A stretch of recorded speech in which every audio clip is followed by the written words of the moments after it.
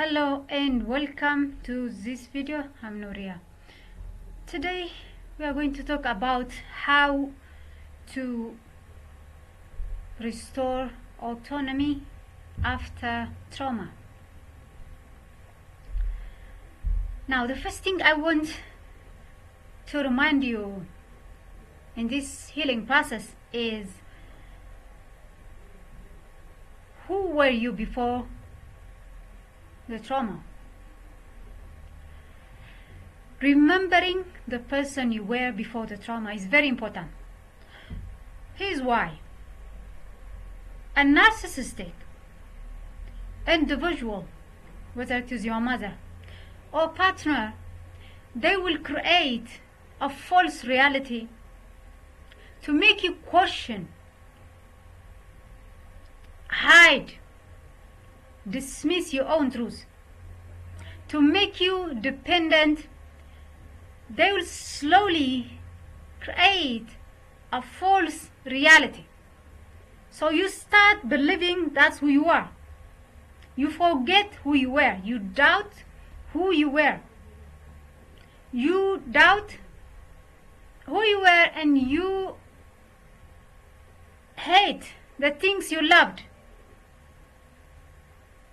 You don't feel sure within yourself if what you are doing is going to make you grow. You lack the confidence to make bold decisions for your life. The narcissist is someone so envious with dark agenda, insecure with dark agenda. The narcissist doesn't believe in healing. The narcissist does not take responsibility. So how do you become again autonomous? After meeting the narcissist, you have become a person who struggles to focus, who reacts to everything almost, who lacks purpose in life, who wants constant assurance from people around her. You lost independence. So now to become autonomous again, you need a process, internal process, where you remember who you were before the damage. You gotta challenge the reality they handed you, the fabricated reality. It's an illusion. It's a lie. They promised you heaven, they gave you hell. They promised you protection, but they were the first ones to abuse you, attack you, and make you lose yourself. So there is this expectation from you where you thought these people, if it is your mother, you expected an ideal mother. You know what mother is supposed to be: trustworthy, loving, supportive. You gave them your trust, and a husband, same, or sibling. See, but a narcissist uses those trusts to destroy you. So there is this assumption from your side that believed this is who they should be, and there is a reality of who the narcissists are. You were reacting constantly to how they were treating you, but they were making you doubt your feelings. They were making you doubt your truth by blaming you for the wrong they did. So restoring autonomy means questioning the reality they handed you. What happened? Why did my life turn upside down after meeting them? If this person was real, as I expected them to be, why did I get worse? Why did I lose my focus? Why did I become constantly reactive? Why did I start hating the things I loved? What was happening? How did they affect me? You have to doubt the reality they handed you so you can restore your own reality. See, it's only when you believe them, their influences will continue to affect you. But the moment you question and doubt the reality they handed you, you start seeing them for who they are, you reconnect with your inner truth.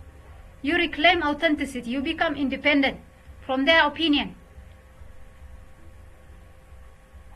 Now let's talk about the narcissist. Is a person who is constantly looking for supply. They see you as a resource. So their external enemy who are craving to feed on your energy and leave you drained. They don't see you as equal. What invites this external enemy? There is an internal enemy in you. And that is fear of abandonment. From childhood, early in childhood, you grew with a neglectful mother or father or anyone who was a guardian to you. Perhaps they were abusive, narcissist, or they were too busy with their life, personal life, so they gave you little time. You felt unloved, so you crave for connection. And you developed this attachment style where you say subconsciously, if I only became more obedient, if I only give more, if I only take care of them, they will see me. They will notice me. Your inner child thinks or thought that it was your fault that these people were neglectful. So there is a craving for connection. Now this craving for connection, when you grow up, it did not disappear. It is operating from the subconscious mind. It wanted. There is a constant craving for connection. And so this craving for connection comes at the cost of you sacrificing your invaluable. You just want to give everything, so in exchange you can feel seen. You can feel loved. Now, fear of abandonment is a lie. It's a lie because people don't leave you, don't neglect you because you are unworthy. They leave you, they neglect you because that's who they are. They are inconsistent because that's who they are. Not you. It's not your fault. So realizing that the survival mechanism, fear of abandonment, childhood, was when you were unconscious. But now, you as an adult, you got to see it for what it is. Fear of abandonment is lie. No matter how much you compromise, no matter how much you neglect your own needs to give them, to keep them, the people that are not meant to be in your life, they will walk away. When you need them the most, they will abandon you. So fear of abandonment doesn't make you continue relationship, build meaningful relationship. Instead, it makes you live in a cycle of being constantly betrayed. So identify this internal enemy that is fear of abandonment. The fear of abandonment that craves for connection, I will give you anything just to stay with me, attracts the narcissist that says, give me everything, I will not give you anything. So, when you start attacking this internal enemy, fear of abandonment, when you separate yourself from the internal enemy, fear of abandonment, and external enemy, narcissist, you start working on yourself that you do not operate from dysfunction. That you do not blame yourself for the dysfunction of others. So that is the first step. Remember who you are and seeing the enemies, external and internal, and working on not feeding the enemies, breaking that. Questioning the false reality they handed you about who you are and restoring your own voice. Number two, you need to understand that God is in control of everything happening. That the people that come to your life, your mother, narcissist mother, or narcissist father, whoever caused that injury, the narcissistic wound,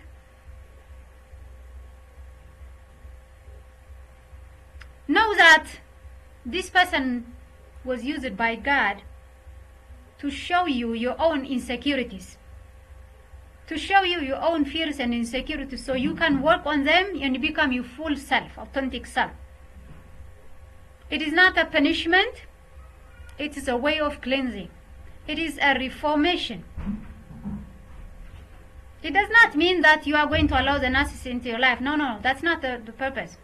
God does not make that person to come hurt you. That person chooses to hurt you. So what God is teaching you through this process is discernment. Learning who are really your people and who you should distance yourself from. Learning what can harm you inside of you, what false beliefs you carry, what wounds exist unhealed. So you work on yourself and you don't step into dysfunctional relationships. Knowing the purpose, knowing that God has upper hand over everything, sets you free from fear of abandonment. In a way that now you know there is God in your life who will not abandon you. There is God who sets the words. What are you words of? You are words of compassion. You are words of love. You are words of constant nurturing. You are words of support when in difficulties. When you are in love, when you fail, you require a voice that's encouraging, that pushes you forward, not beats you up. So knowing that God raised you with compassion, love, and mercy and care, look into everything in your life. You are a little baby and He raised you with compassion and love. You don't raise without love and compassion. The devil destroys, the devil doesn't rise. God raises everybody, every one of us with love. So your sense of worth must come from God. Your standard for what kind of treatment you deserve must come from God, because He is a creator. A human being is flawed. Other creations cannot say it for you. So make your sense of worth be one that comes from the source, from the true, from the God who does not have any motives to harm you or to cause any harm on you, who will not betray you. So putting God first in your life, seeing that He is the highest authority in control of everything and everyone happening, knowing that everything happening is for your own good. He's purifying you, cleansing you, showing you how to live well in this world, how to become your more authentic self and grow. Knowing that He's with you gives you a sense of safety, security, and a purpose. Restoring your life purpose. Being in the center of your decision is that you start trusting your own judgment, your own voice, and you trust and rely on God's guidance. With a discernment, you know who you want to allow into your life, who you do not allow. From the years of gaslighting, you have learned who deserves your time, attention, and energy, who doesn't. So believe in the bigger picture. Believe that God is with you. And whatever you are going through, know that He has upper hand. And that everything happening is for your own good. So have the connection with God, the trust with Him. Put Him as first in your life, because He is the only one that's big deal in our life. See, your mother, if she becomes narcissist, cut all ties with her. If your father is a narcissist, cut all ties with them. Husband, narcissist, cut all ties with them. Remove all toxic people from your life. Relationship is not number one in your life. Number one is God. When you put God number one in your life, you become independent from things that are fleeting. People come and go. Titles come and go. When your sense of worth, when your identity is not rooted in something fragile, you will feel stable. Your core will not be shaken by anything happening, by any tides of life. So your sense of self, your sense of worth, your sense of identity, when it is rooted on truth, on a divine purpose, on alignment with God's will, on submission to God, on putting Him as first in your life, you don't need a man, you don't need a woman, you don't need titles to feel safe and secure. You are safe and secure because you know you are in the hands of the safest. So recruit God as your ultimate guide, protector, healer in this journey of life, as He is with you always. So have that connection with God, where you now rebuild your identity. The enemy destroyed your identity, restore it. The enemy destroyed your independence, restore it. Restore it through God. The enemy destroyed your focus, restore it through God.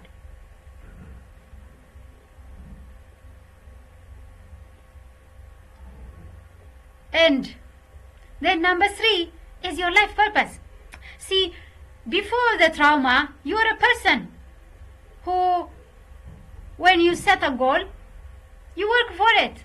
Nobody believed in you. Everybody laughed. They ridiculed you. Like, you, how you can become successful? Come on, why don't you just get married? Why don't you just, like a rich person, I will give you all money, don't do what you are doing. You know, people doubted you. They questioned you.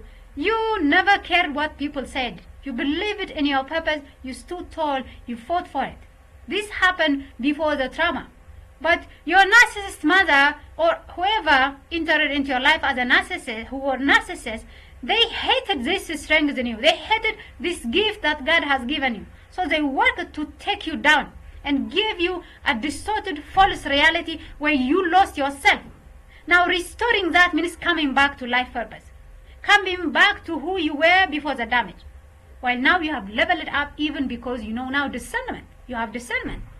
From now on, the success you build, narcissists, toxics will not be part of your life. They will not be part of your success. Those who were not by your side when you failed. Those who did not support you, push you at your lowest will never be part of your success and victory. They will not. They don't deserve it. You now have discernment. Now coming back to your purpose, start focusing. The very things you were doing previously without struggling, you were flowing through, you were flowing with the process.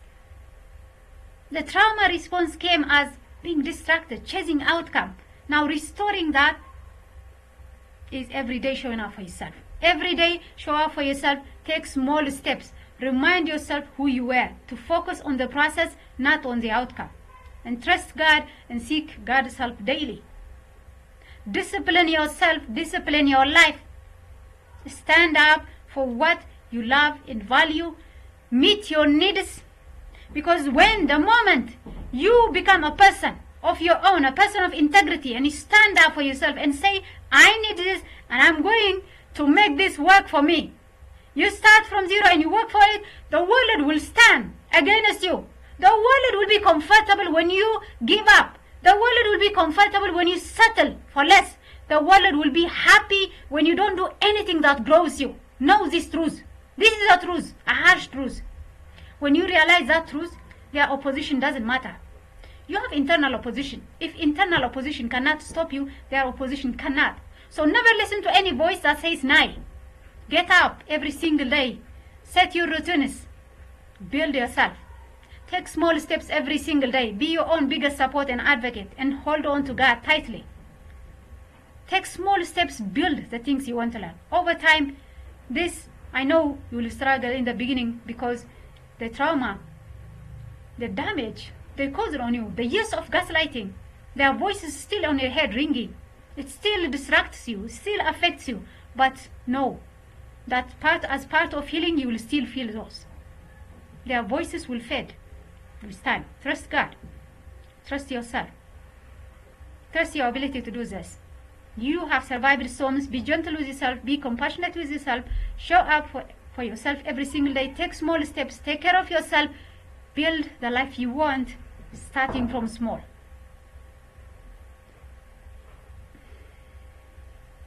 Thank you for watching. For more, subscribe to my channel, like and share. I would love to hear your feedback or comment on how you restored autonomy.